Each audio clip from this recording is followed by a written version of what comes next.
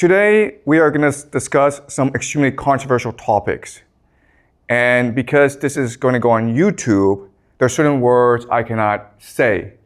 So just to warn you, I will write down these words, but I will not say them, because if I do say them, then I will get censored on YouTube.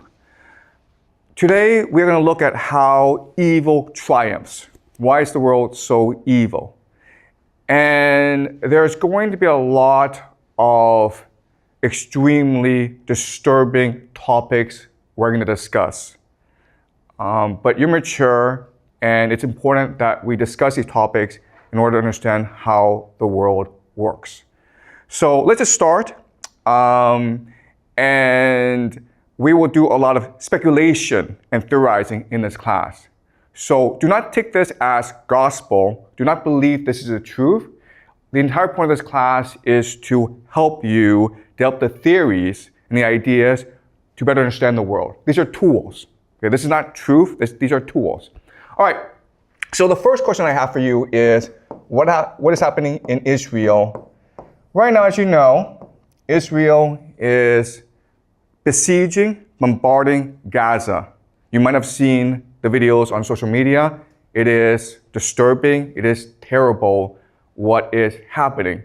The word that is happening, the word that we use for what is happening in Gaza is this word. You are not allowed to say this word on YouTube, but that is the intention.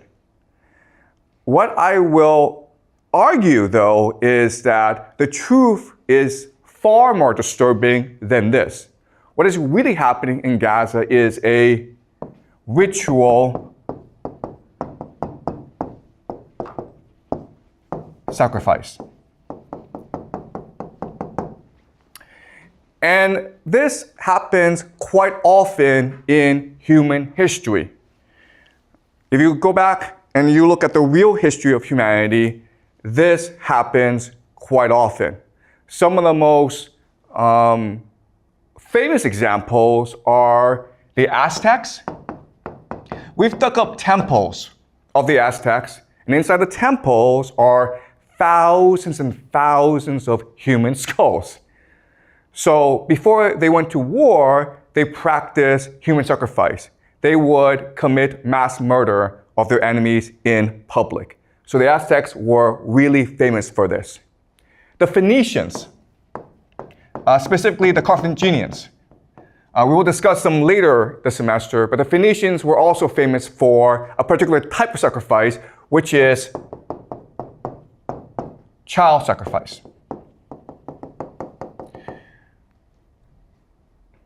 The Romans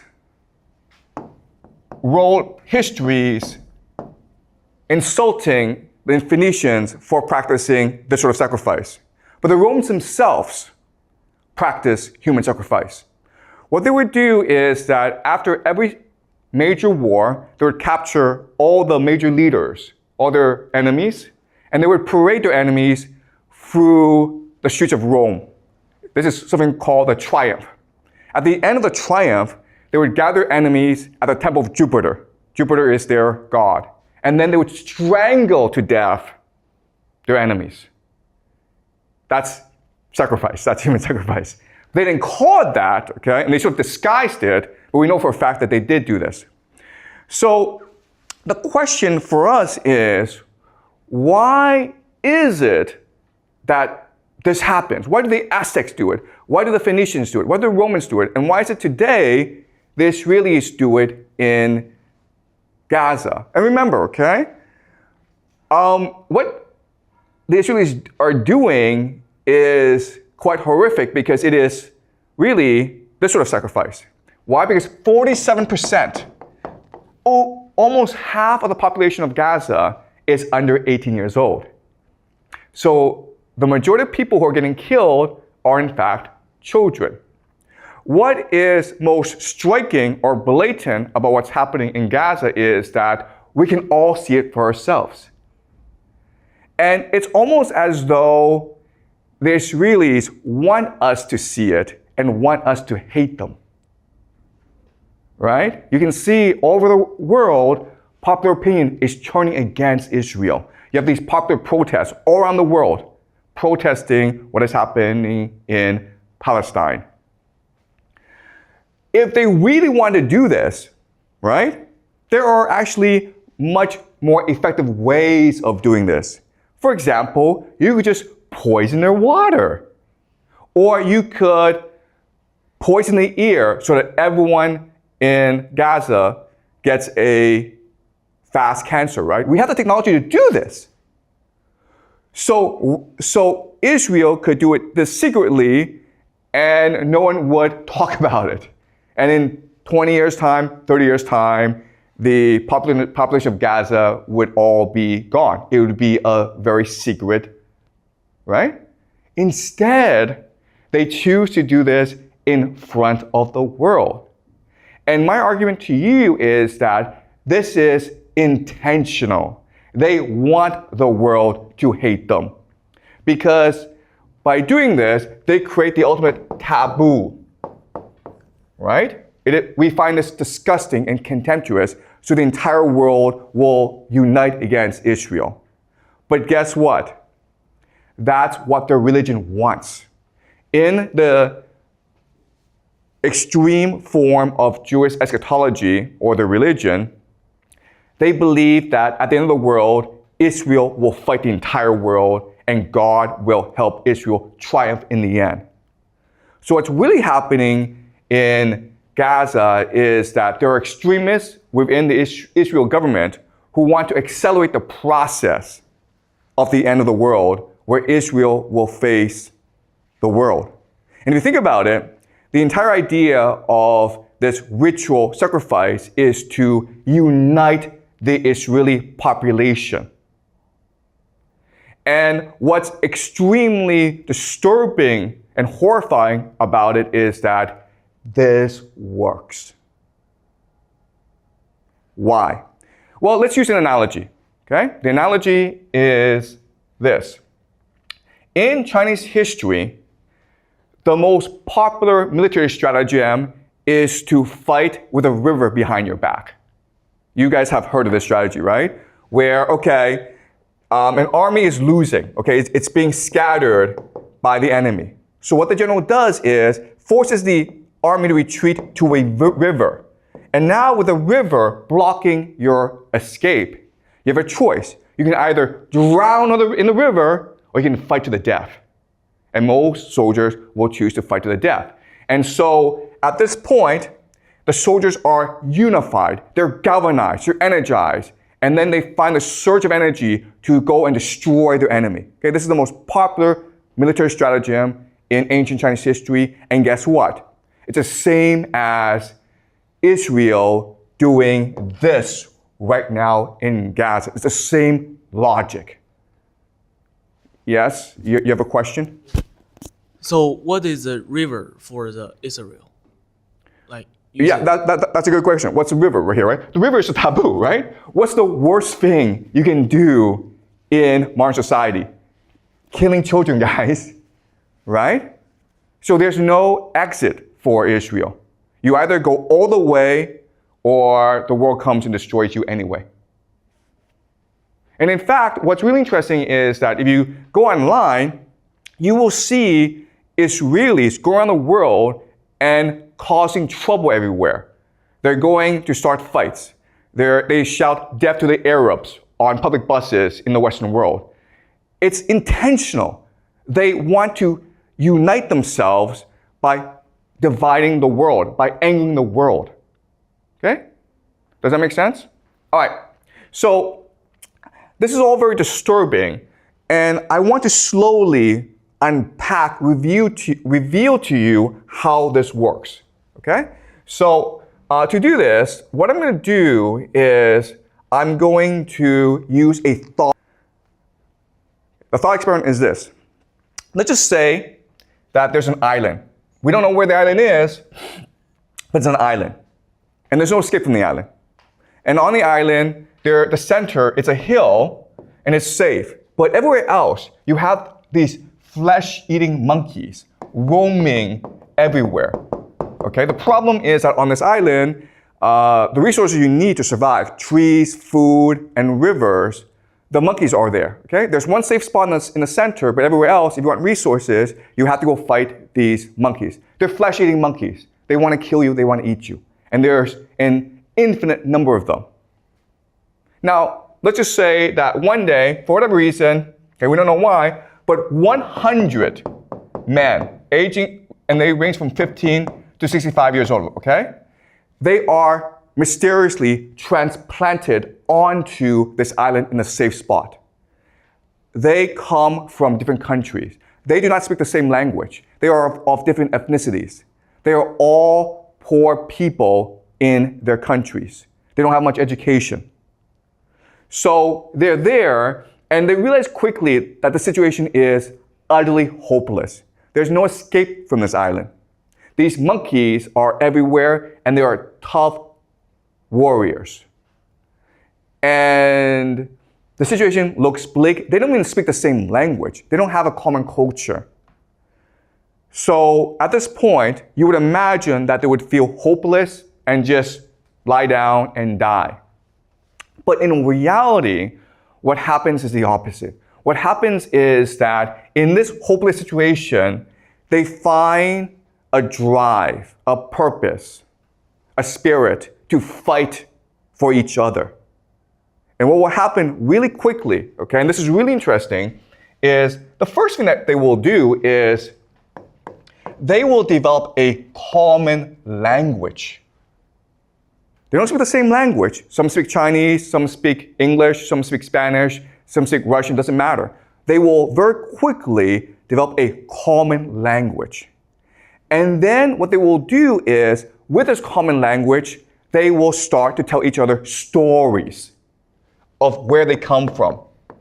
And then these stories will become a common myth, a founding myth of why they're here. And they come to believe that God has chosen them to save the world, and that's why they're here. Then what they will do is, with this new religion, they will start to develop rituals to reinforce this religion. These rituals include sex. Okay? So these men will have sex. And the reason why is to create intimacy and bonding among them. And there'll be a lot of religious rituals as well. Another thing that they will do is pick a leader. There's 100 of them. They need a leader to organize them. And so we can imagine that during the leadership election, everyone gets up to speak. Now, the man who's 65, he is wise. He has experience. He has strategies. So he delivers a very powerful speech, inspiring everyone and telling people how they can survive against the flesh-eating monkeys. Okay, so he's really smart. Then suddenly you have a man up here who's 15 years old, or 16, or 17, okay? He is not articulate. He has no ideas. What he does is this. He stands in front of everyone, and he's bold, and he's brave, and he looks at everyone without saying a word. He shows them his hand, okay? He shows them his hand. Then from his pocket, he takes out a knife, okay? And then he cuts off his hand in front of everyone. And he does not cry. He just looks at everyone as though nothing happened. Let me ask you this question. Who does everyone pick to be their leader? The second person, obviously, right? The man who has shown sacrifice and commitment and devotion to everyone else. The old man has ideas, and he will become the advisor to the leader, but the leader is the man who is most willing to die for everyone else. And so in this situation, the bravest among them will come and emerge as the leader.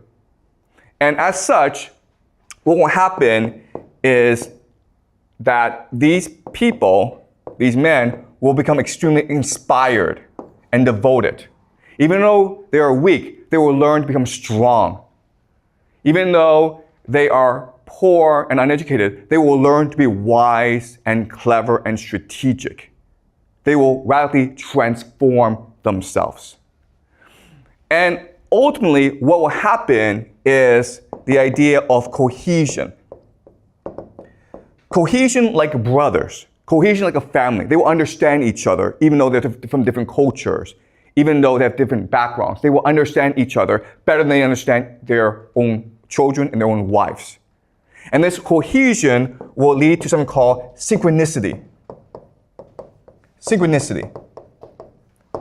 Synchronicity is when people act in unison together. Okay? So a very simple example of synchronicity is a sports team, right? When you watch a soccer match, how is that soccer team able to work together? Well, because of synchronicity, because their minds are alike. It's what we call a hive mind. And this allows for something called telepathy. They're able literally to think and act as one. So let me give an example of this. Let's just say these men, they're sleeping, but one of them wanders off to collect wood. And then he's attacked by monkeys. It doesn't matter if he screams because he's too far away. Would his comrades know that he's in danger? They would. Okay? And the example here is, let's just say you're a mother and you have children, okay? And one of them goes off to France on vacation. But then while he's in France, he gets hit by a car and he's hospitalized. Would you as a mother know that your son is in danger? Would you feel it? He hasn't called you, you don't know about this, but in your heart, would you know it? The answer is yes, you would know it. You would feel something is wrong. You would get on the phone and try to call your son. You can't reach your son, you would call the police, okay? You don't know what's happening, but something in your heart is telling you, I need to get in touch with my son. Okay, and that's how the hive mind works. That's how synchronicity works. Let's look at another example. Let's just say that one day, there's 10 of you and you're all collecting wood. And then suddenly you're attacked by 100 flesh-eating monkeys. There's a bridge that you've created, okay? It's a rope bridge. 9 get across the bridge, all right? But you're the last person, okay? And all the monkeys are about to descend on you. And you know that if the monkeys get across, your comrades are dead. So what do you do in this situation? Yeah, you cut the rope, okay? You die. You don't think about it. You just kill yourself because what matters is not your life. What matters is the family. What matters is the team. And we know about this because in war, what often happens is in trench warfare, the enemy will throw a grenade into the trench, right? There's not enough time to pick up that grenade and throw it away. So what soldiers do is they will jump on the grenade and absorb the explosion, thus killing himself. It happens instantaneously. No one thinks about it. You just do it because what matters is saving your comrades. And this is what happens. Okay? Synchronicity develops where it's almost as though you're able to read each other's minds. And they keep on doing this for like 10, 20 years. And then suddenly, okay, let's continue a thought experiment. Suddenly, you are transported back to the real world as though nothing happened. But you have memories of what happened. Okay, does that make sense? Okay, you've experienced 20 years of hell on Monkey Island. You've developed the capacity to work together.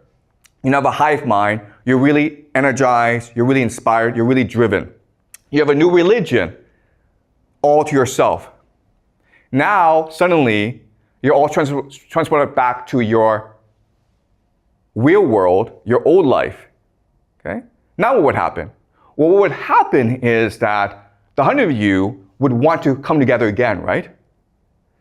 And you would share your experience, your rituals, your religion with your children and your grandchildren. And quickly, over time, what will happen is that you guys will conquer the world. you will become the secret elite. The world is yours. There may be presidents, there may be famous people, but secretly, you're the ones who are in control. Your children, your grandchildren, your great-grandchildren will inherit this legacy, and they are the ones who truly control power in the world. Does that make sense? All right. Yeah, question here.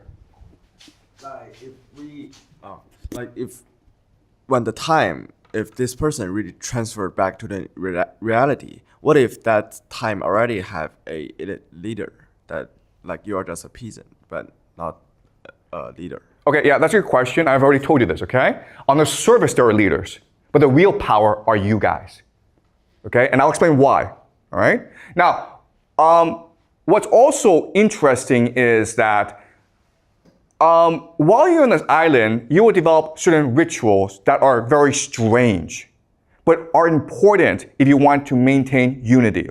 Okay, so for example, one strange ritual is the funeral ritual. The funeral ritual. The idea here is that when someone sacrifices himself, you have a huge funeral to celebrate that person. And this may involve you cutting that person into different pieces and eating that person. Okay? But you will develop really strange rituals. Okay, does that make sense? Okay, so I'm going to answer your question. Why are these guys in charge and not the real leaders of society? But first, I want to give you some historical analogies to this. Okay? How do you know that what I'm saying is correct? Well, let's look at certain analogies in history. All right. So, Sparta. Sparta is one of the most famous military societies in world history. Sparta is a city-state in ancient Greece. And you may have heard of Sparta. A movie about Sparta was made called 300. I'm not sure if you guys have seen the movie 300. But 300 is really about 300 Spartan soldiers who are fighting millions, not millions, but hundreds of thousands of Persian soldiers. Persia is invading mainland Greece. They fight at a place called Thermopylae, the Battle of Thermopylae. And this is the pass into mainland Greece. The Greeks have to hold this position if they are to prevent the invasion. Okay? 300 Spartan soldiers, backed by thousands of other Greek soldiers, make a last stand in this pass. They are overwhelmed by the Persian invasion, and rather than run, like most people, the 300 soldiers make a final stand.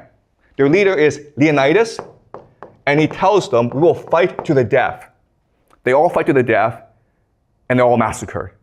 And the Persians take Leonidas' head, cut it off, and put it on a pike to warn the Greeks, we are merciless. Eventually, the Greeks, inspired by the sacrifice of Leonidas, they will repel the invasion and destroy the invaders. So how do we get this culture? Okay? Well, the education system of the Spartans is really interesting. It's really disturbing, actually. So young boys at age 5 and 6, they're taken away from their homes. And they are put in a school run by older boys. Okay, so the older boys are maybe like 10, 11. And so what happens, as you can imagine, is the older boys beat the crap out of the younger boys. Okay? From day one, there's no education. They're not learning anything. All that's happening is the older boys are just beating the crap out of the younger boys. But because this is happening, we call this like hazing, okay? And this happens actually a lot among fraternities and sports teams. When they're getting the crap beaten out of them, it builds solidarity. It builds brotherhood. So these young boys who are 5 and 6, they learn to love each other because only by helping each other can they survive the brutality. Okay? Then what happens is when they become 11, 12, 13, when they hit puberty, this is really interesting, they become mentored. Okay? Mentored by an older soldier, an older Spartan soldier who's maybe 28, 29, 30. But he has a family. They become lovers. They have sex with each other. And this builds group solidarity. Okay, so during hazing phase, these young boys learn to trust each other. They learn how to bond with each other. During the mentorship phase, these young boys learn to think like in a hive mind, okay? They learn to be part of a larger group. Then when they turn 18, they graduate, okay? And in order to graduate, what they do is this. They have a mission. So the Spartans have slaves called helots, okay? These are just people that they've conquered and who are now worked as slaves in the fields for them, okay? They're like serfs. So there are lots of rules governing the helots. An important rule is curfew. So if it's dark at night, you cannot be outside the house. If you are outside the house at night, you could be executed, okay? So as a graduation mission, these young soldiers hide in the fields at night. Okay? They hide in the fields and they wait for the sun to go down. So it's now dark. And they look for helots to come back because they're late. And what they'll do is they'll sneak up behind the helots and cut their throats. Okay? This is basically sacrifice. Okay? Human sacrifice. So the Spartans did this as well. It's a very common thing. And what this does is it builds group cohesion, leading to synchronicity. There are thousands of city-states in Greece. Only Sparta did this. And it made everyone think Sparta was disgusting. Everyone hated Sparta. But it kept Sparta unified. And it made Sparta into the dominant military power in Greece at that time. Okay? What happened then is Thebes, another city-state in Greece, they would copy the Spartan system, okay? But they made it voluntary. So in Sparta, you have to be an elite to be part of the system. But in Thebes, anyone could join the system, okay? And they call the system the Sacred Band.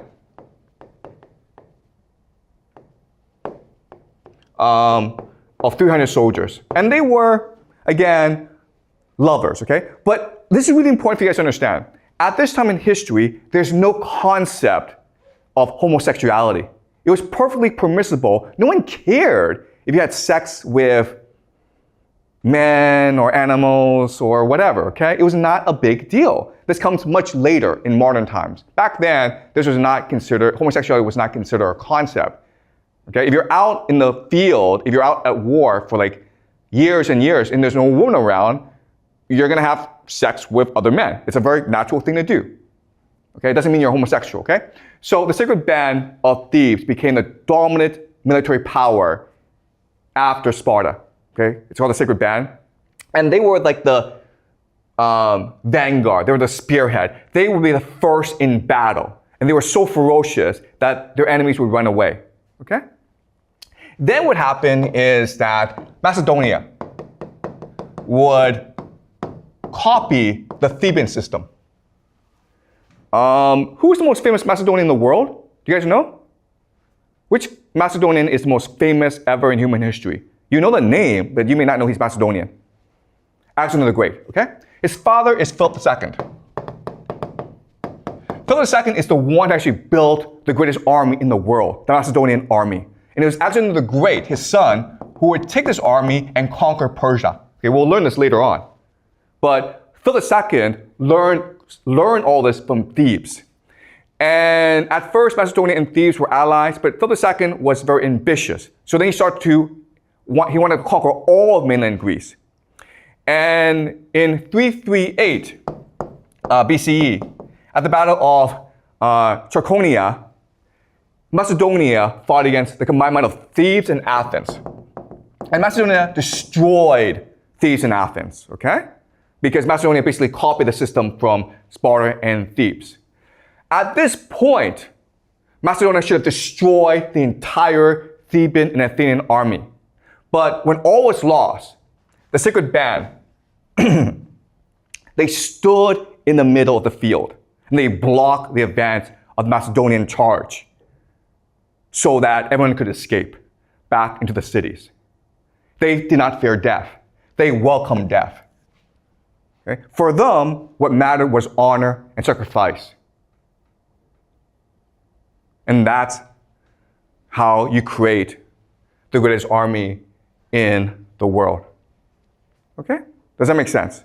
So these historical analogies give credence to our thought experiment. Okay, now we're going to look at a question, which is, okay, why does the system work? Okay, so let's do game theory. Game theory. Game theory is just a study of how to win games, okay? It's a very general thing. So let's do a thought experiment and just say there's about 1 million people in the world, okay? There's 1 million people in the world, and they're all trying to win the game against each other, but only one can win. Well, according to game theory, the best way to win a game is by, does anyone know? Cheating, okay?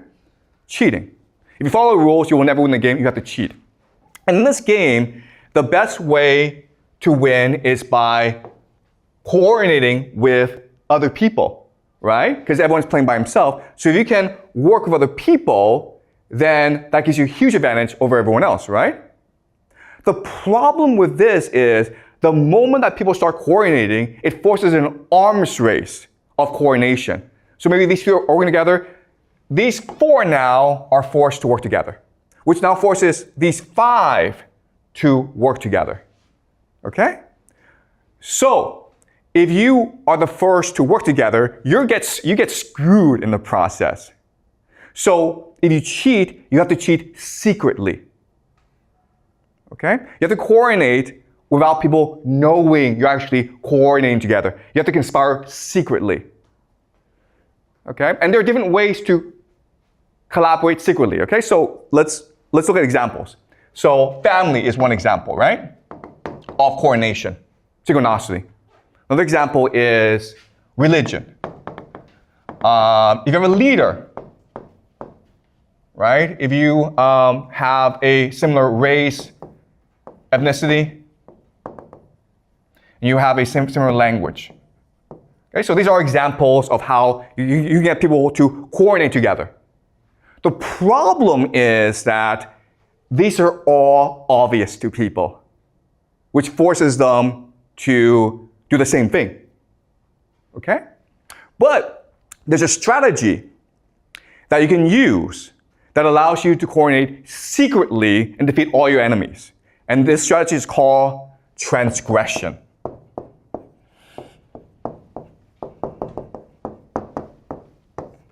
Transgression. The breaking of taboos. The breaking of social norms, the breaking of social laws, transgression.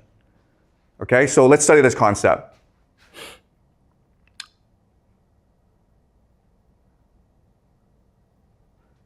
All right, so the idea is that, the theory is that the greater you transgress, okay, this is the level of transgression,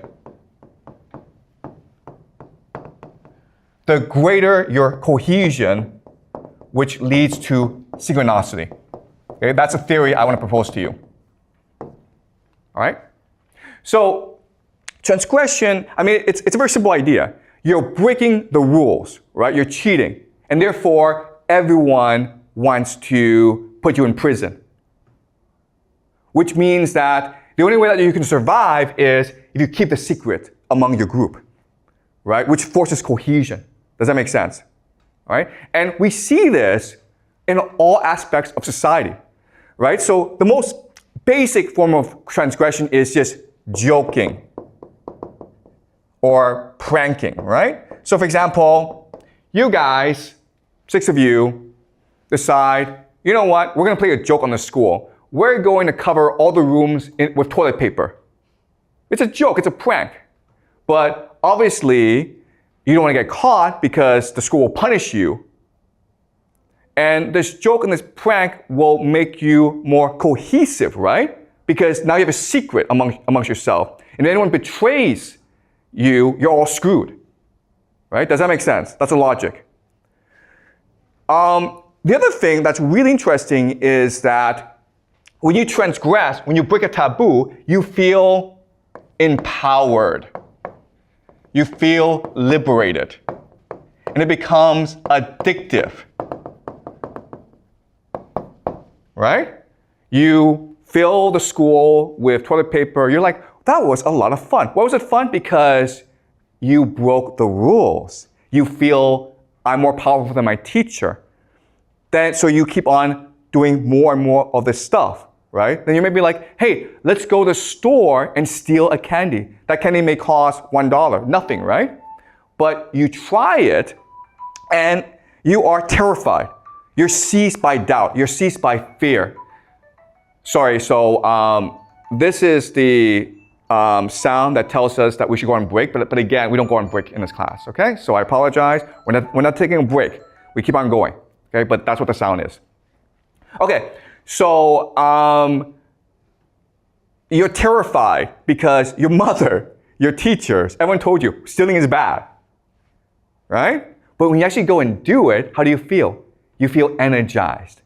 You feel liberated. You feel empowered. And if your friends were with you, the friendship becomes much more unified, much more cohesive, much more synchronized. Does that make sense? And now you want to learn, let's break more rules. Let's see what happens if we break more and more rules. And you keep on going because it's addictive.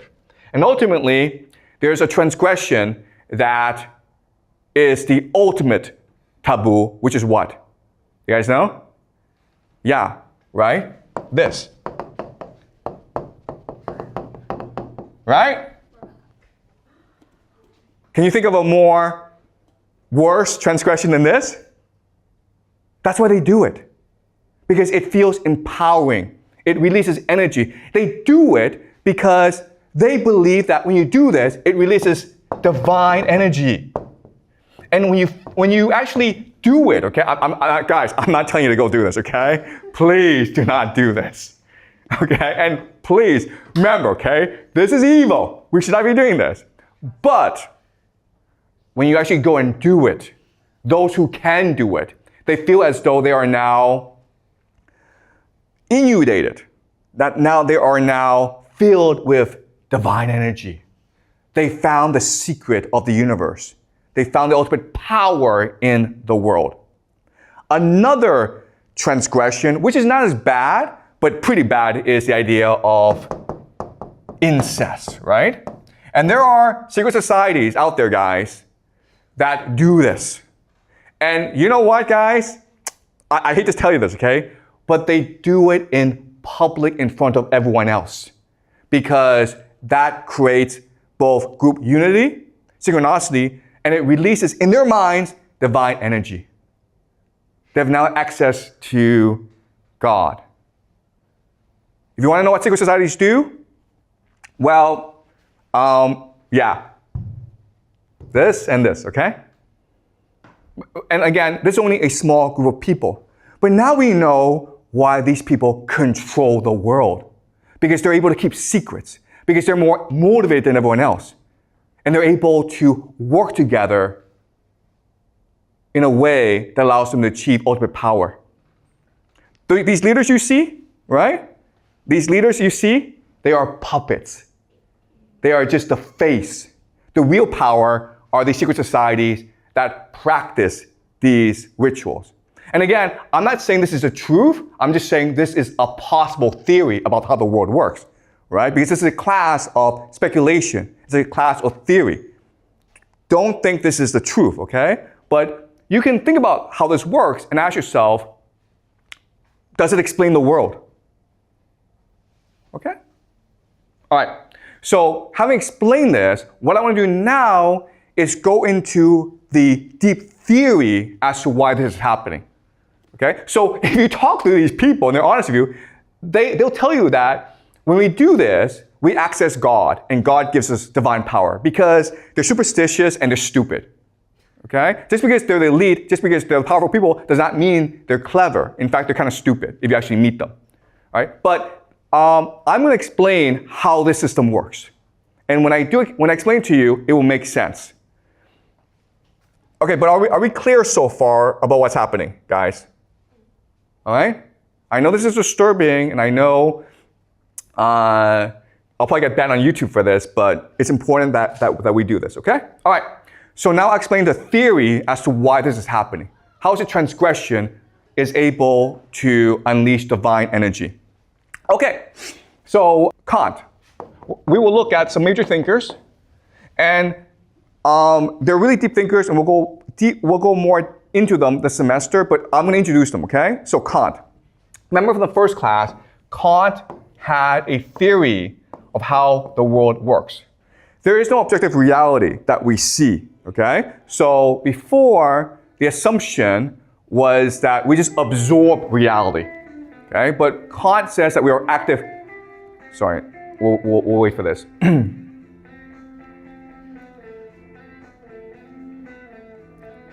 So Kant says that we are active participants in reality. How? Well, because our brains are filters. We add space and time to reality. Space and time does not exist outside of us, okay? So the objective reality is called noumena, okay? The things in themselves. Do not worry about these names, but this is the objective reality. What happens is that for our filters, we interact with the noumena, and that creates something called the phenomena. The things that we see, the phenomena, okay? And that's the world we know. The noumena we can never ever know. That's the theory of Kant, okay? And this has been confirmed by neuroscience. So this is basically the most accurate model of the world that we have. The problem, though, is that Kant's conception of the world creates three questions, okay? The first question is, what is the noumena? Kant says we can never know it, but we still want to know it, okay? That's the first question. Second question then is, who gave us these filters, right? Where do our filters come from? How do our minds work, and who created our minds in the first place? That's the second question. The third question is, if we are all seeing the world through our own lens, how do we know that we're seeing the same world? How do our perception of the world align together? Okay? So Kant creates these problems. Hegel, who comes after Kant, Friedrich Hegel, by the way, he proposes a solution to these three problems. And what he says is this, and this is really important for us to understand, is the noumena is the Geist. The Geist is hard to translate. We usually translate it to mean spirit. Okay, so what Hegel is saying is that the spirit world is what creates the material world. We are just a shell. What really matters is the spirit world. Now, it's really important to understand the concept of the Geist, okay? And again, it's German, but there's no actual English translation for it. So it's best to see Geist as a combination of three words that derive from Geist. Okay, these three words are ghost, geyser, and gist. Okay? So these three English words are derivatives of the German word Geist. Right? Most words in English are actually German in origin. Sorry, not most words, but many words, okay? All right, ghost is just a parallel reality that exists alongside us, right? A spiritual world. That's the first concept. Geyser is just a force that is exploding or becoming or expanding. So this Geist is constantly expanding and becoming. Gist means the essence of things, the core of things. Okay? So the real truth in the world is the Geist. Not what we see, but what is invisible to us. Okay, so that's the idea of the Geist. Does that make sense? Now with the Geist, we can answer all three questions. The noumena, the real world, is the spiritual world, not the material world. It's the Geist that gives us these filters. And because we're all seeing the world through the Geist, we see the same world. Okay? So now this creates another problem, which is, where did the Geist come from? what is the Geist? Okay, and here we will look at Plato and Dante. Okay, so again, this is a really deep theory, and we'll go more deeply into this as the semester moves. But I just first want to introduce the idea to you right now, okay? So this comes from Plato and a religion called Gnosticism. Okay, the Gnostics. Gnostic just means knowledge. Okay, so in the beginning, the Big Bang, the force is the monad, or the one. Okay, there are different names for this thing, or nous. Just think of this as a supreme God. Okay, the Big Bang, the force, like the sun almost. Okay, the spiritual sun of the universe. The nous works by breathing. When he breathes, he vibrates his divine power. And through this, he creates new beings called dyads. Dyads are just pairs of forces. Okay? And these dyads then create different realities. All right? So different realities are being created through this interaction. And eventually, you reach Earth. Okay? So, in other words, what Plato and the Gnostics are telling us is that the Geist is a multi-layer, multi-dimensional world that we access all the time. Okay? Does that make sense? And the Earth, what we see, it is just the most outer shell in this universe.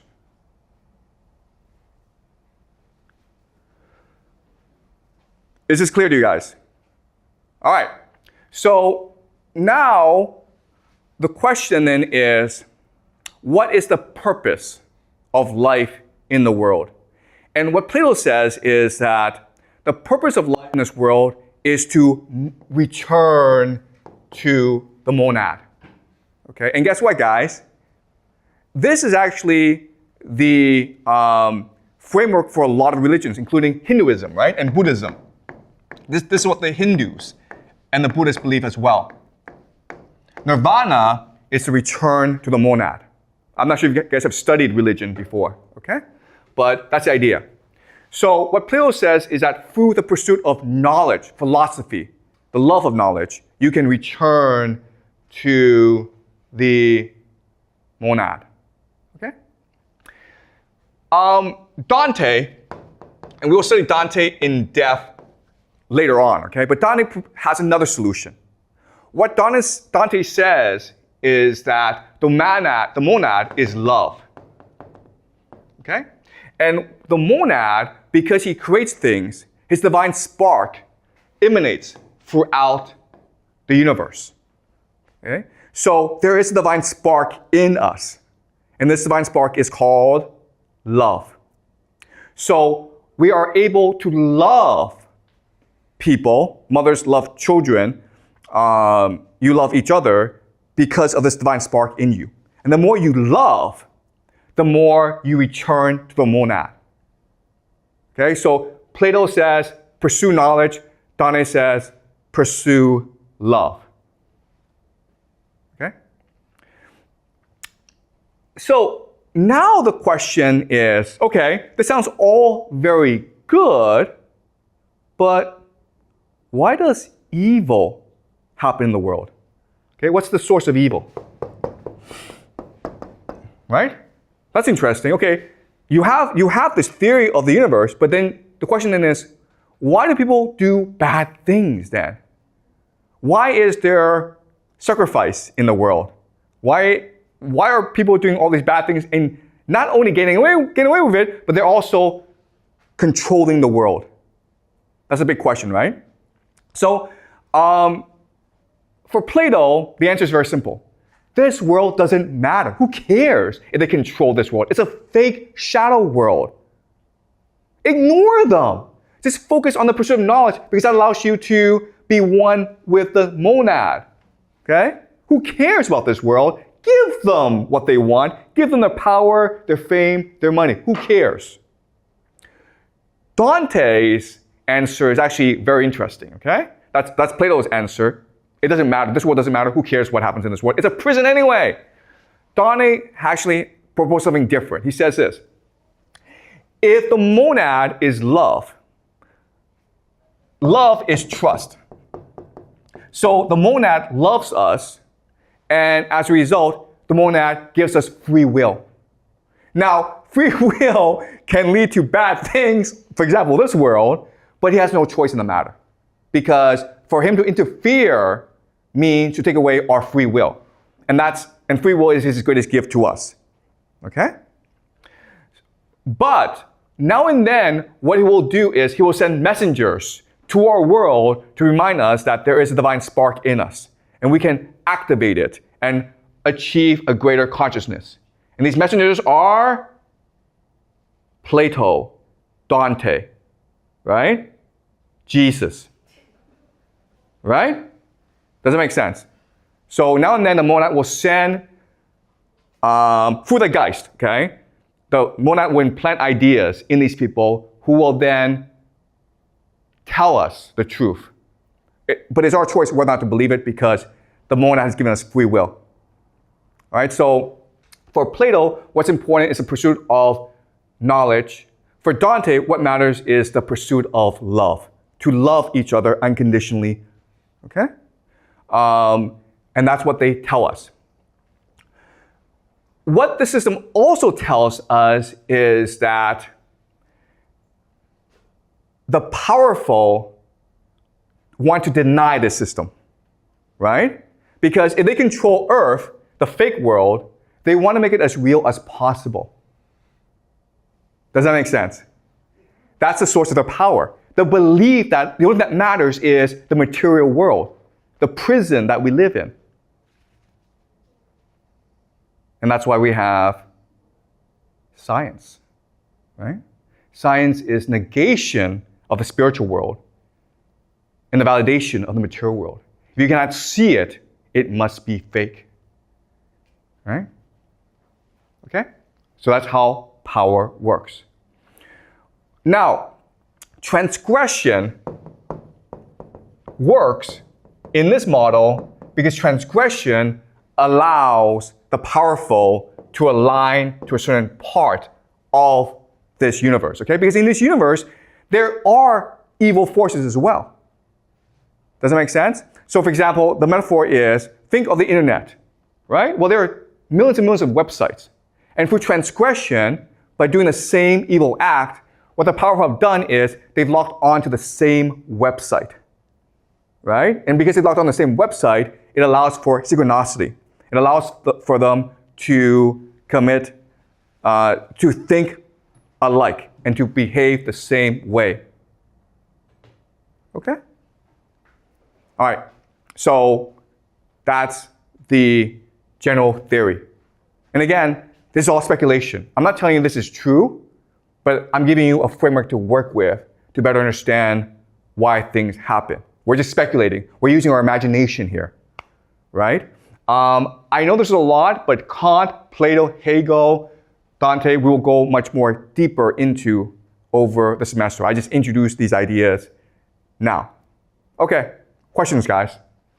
Ember has a question. Sure. So I was just thinking about the model, and I think the monad.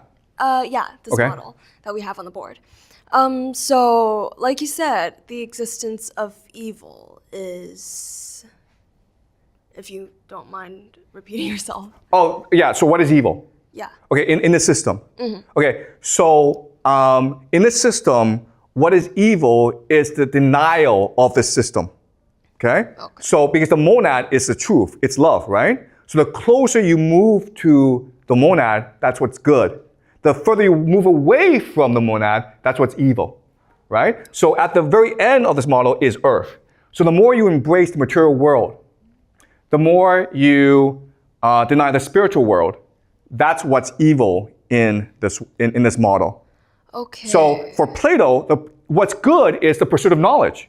And what's evil is the pursuit, the denial of knowledge, which includes, by the way, art, right? Movies. Because movies are just a shadow of the shadow world. If the world we live in is fake, and movies, all they do is depict this fake world, then it makes things worse. Okay? And Dante, whatever allows for more love is good. What allows for less love is bad. Okay? So just to add on to that, so what if, like we mentioned earlier, sacrifice can be considered as a way to unite people. It creates cohesion. Yeah. And with cohesion... It unlocks divine energy because you're accessing a part of this model. Okay. Yeah. Does that make sense? Yeah. Right? So, and that's why, as you're doing this sacrifice, they are worshiping a certain God. Right? So sacrifice is part of their religion. It's not done independently. They have a religious framework for the sacrifice, and that's why they do it. Right? They don't do sacrifice for the personal sacrifice. They do sacrifice as a consummation of their religion, because that's what their religion demands of them. Right? And because so they're worshiping a God, they're sacrificing these people to send to this God. Okay. Right? So they're accessing a part of this model, which is a lower part, okay? And there are evil beings in this model as well, right? But they go lower. So by being evil or like doing the bad deeds, we get, as long as it creates love in Dante's theory, it gets us ultimately closer to the monad, yes. But the evil now that we perceive is constructed by our current society. So... Yeah, so what Dante is saying about our current society is that our society is first and foremost anti-love. It does not allow for people to love each other. So for example, school, right? So without school, your parents would just care about your happiness. But because of school, parents care about your grades and whether or not you get into a elite American college and whether or not you get a good job. And so the parents deny your free will. They deny your agency. And as a result, you don't feel loved. Okay? So that's what Dante would argue. Our society is anti-love because the society is constructed in a way that does not allow for normal human relationships to flourish. Right? In a normal relationship, your parents would just let you do whatever you want. I would think, you know? But because they're like, no. If I let you do whatever you want, you will not do well in school, and you won't be able to get a job, and then you become, I don't know, unemployed and a drug addict. Who knows, okay? Right? That's how they think. Does that make sense? Yeah. So the denial of free will is anti-love, and therefore it's evil, and it limits you from getting closer to monad. That's right. Okay, great. Exactly. Thank you. Yep. Just like what Amber mentions that this world is anti-love, but what is the purpose of like not letting us get closer to the monad? That's a good question, right? Why are they doing this? Because the people in power want to stay in power, right? Because what they're doing, it goes against the monad. But they want to stay in power. So they gain like benefits such as power by disobeying the monad and letting others like disobeying the monad because they can keep their power. Okay, so let us be very clear, okay? This is really important. Different people will interpret this model in a different way, okay? In their conception, the monad's the evil one. Their God's the good one.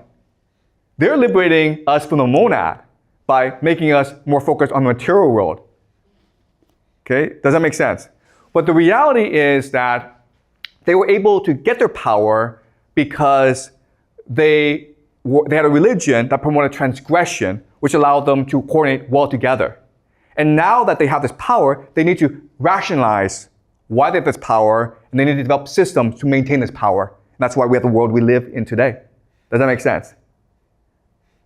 Okay? Does that make sense? They're powerful, they want to maintain the power, so they will think of new ideas that allow them to keep this power, even if it means denying the truth, okay? And again, guys, this is a theory. No one knows if this is true or not. I don't know. Okay? But like what you just mentioned, that nomad has two meanings to either. No. The nomad does not have two meanings. It has different names, but one meaning. Okay, this is really important for you to understand. But There are Plato- different names for this, but it is the sun, okay? The divine sun, the source of all life. So Plato defines nomad as knowledge, and Dante defines nomad as love. No. Okay, listen, okay, you have to get this straight, okay?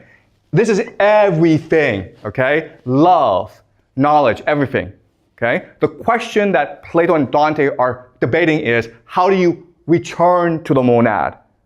Okay, so for Plato, it's the pursuit of knowledge that allows you to get closer to the monad. For Dante, it's the pursuit of love. Okay, but this is the one and all, the infinite and the eternal. What Plato would say is that this is the perfect. This is the immutable. It will never change. And it's the eternal. It's always been there and it will always be there. Okay? It's really similar to Buddhism, I think. It is exactly Buddhism. They're like looking at the same thing. It's like more spiritual Yes. aspect of the world and like the ultimate end of things. It's more like abstract concept. It's not something physical that we can interpret as one thing or another. Yes, this is exactly Buddhism and Hinduism, okay? So this is really interesting how different religious traditions working in different localities have the same conception of the world, of the universe. And can we give someone else an opportunity to speak, please? Okay? Can someone else ask question? Like I know you're enthusiastic, but sometimes you want to step back and absorb the idea. Okay? So you've asked a lot of questions, but go home, think about this some more. Okay? Does that make sense? Okay. Does anyone else want to ask questions? Okay, one more question, okay? One. So, like, just to confirm that. Okay. Plato and Dante just like gives us the way to approach nomad, right? Okay. Can you ask the question again? I don't. Like, I want to confirm that Plato or Dante, because Plato said that to learn knowledge, and Dante said to pursue love. So they gives the way to let us approach monad, right? So the monad in the conception of everything is the same, okay? It is the source of everything. Plato and Dante are proposing different ways to become closer to the monad, right? For Plato, it's like spend your entire life learning mathematics, specifically geometry, because he thinks that geometry is really the language of the universe, the secret language of the universe. Dante says, that's too hard, guys. That's not intuitive. Like for Plato's an elitist, right? Plato is like, only if you come to my school and you learn geometry, sacred geometry, will you access heaven. Dante's like, that makes no sense. The monad would not create a system which only the elite, the chosen, could access him. The monad, if he truly loves everyone, will give everyone the capacity to reach him. And that capacity that is accessible to everyone is love, right? Doesn't matter who you are, you can all love. But quite honestly, there are not that many people in the world who can do calculus, right? Right? So Plato's like, you have to do calculus. Plato is like, and Dante's like, that's just ridiculous. That's the most ridiculous thing in the world. Okay? Does that make sense now? Okay. Any more questions, guys? I actually have one. Like, why is that like a lot of other like religions and, you know, Plato or like Dante, they came to the same realization of monad? Like, why is that? Like, it's from different places in the world, different regions, but like, why do they all have kind of the same thing about wisdom or like knowledge in general? Yeah, so that's a really good question. And the answer is the Geist, right? The answer is, where do our thoughts come from? And where do our thoughts go? Do you really think that it's our brain that produces thoughts? Why is it that with the same brain, right? Same neurological structure, but we have different ideas? And why is it that I have so many ideas and others have limited ideas? Well, like biologically, we cannot explain it, okay? We've never explained it. So if you study neuroscience, one thing that they will never ever ask is, where do our thoughts come from? Which is weird because that should be the most basic question, right? That's the first question you ask, but they never ask that. Why? Because they cannot answer it. And the answer, the possibility is the Geist exists, and our ideas come from the Geist.